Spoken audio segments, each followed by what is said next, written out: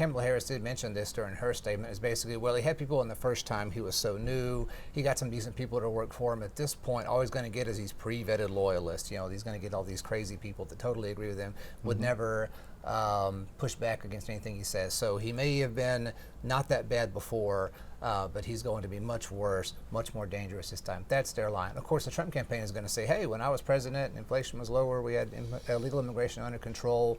Remember what your life was like? That kind of not counting the last year with the COVID stuff, but everything else, things were pretty good then. Welcome to Reporter's Notebook, where we talk to the Washington Examiner's top journalists about the stories breaking on their beats.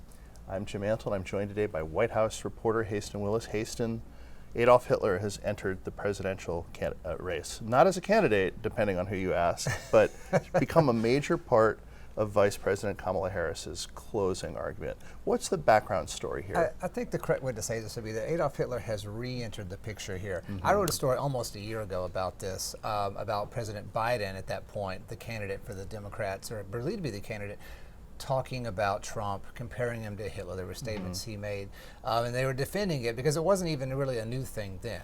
Donald Trump has been compared to Hitler from the Democrats basically since he started campaigning 9 years ago. So very interesting. Kamala Harris's campaign is now going very big on bringing this back up, new Hitler accusation. So we'll see how this goes. Now, it started with a couple of stories in the different media outlets. The Atlantic had a story where he said he wants his generals to be like Hitler, and then the New York Times had a story from his former chief of staff, John Kelly, also saying he had praised Hitler and things like that. But Kamala Harris's campaign really has worked hard to kind of juice this. They held a press call on Wednesday morning with some people who work for John Kelly talking about this. Kamala Harris made a very rare appearance in front of her own vice presidential residence.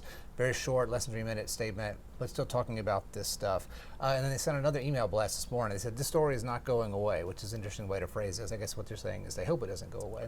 Either way, they're going really big on this. She's going to make her closing argument with a big speech on the ellipse at the White House, where January 6th sort of started. So this is really their big thing, that Donald Trump wants to be a dictator. He's like Hitler. We'll see how it goes. So you've done a story looking at the potential political impact of this, and what happens if these accusations sort of fall on deaf ears?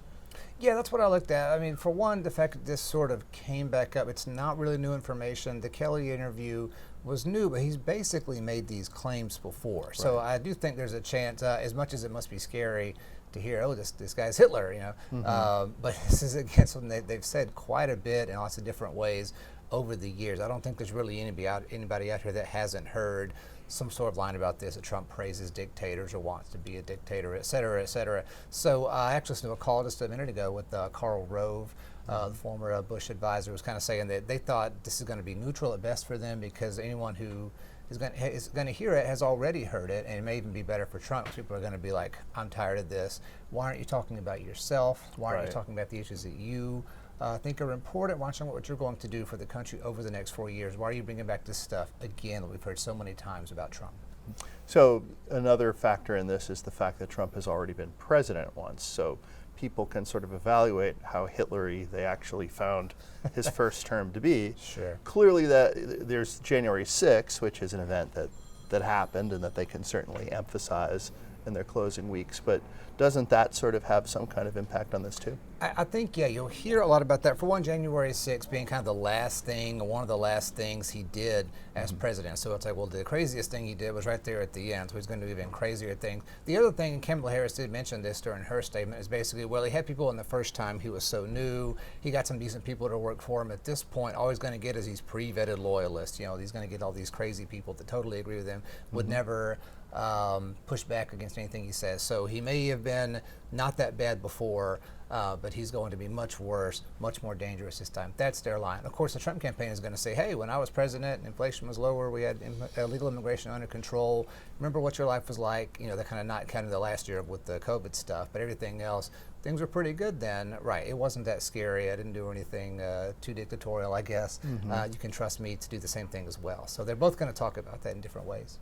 Is there any thought as to why Harris has shifted to this messaging in the closing days of the campaign? I mean, it's not that she's never talked about these sorts of things before, but there was definitely a decided shift away from this when she replaced Biden at the top of the ticket in terms of not talking about these things quite as much. Definitely. Something I'm actually working on a story about now is looking at what's really going on. We don't really know, of course, behind the scenes. The public polling has definitely shifted toward Trump a little bit. Kamala Harris's national numbers are going down. The swing states are starting to favor Trump more, but there's not like some big separation. I think pretty much all of this has been like the margin of error, that the race is close to tied.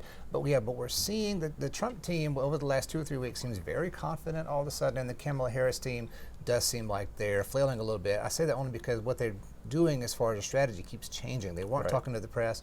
Now they're talking to the press. They were talking about joy and vibes. Now it's Trump is Hitler and January 6th. So that would indicate that they think what they were doing before is not working.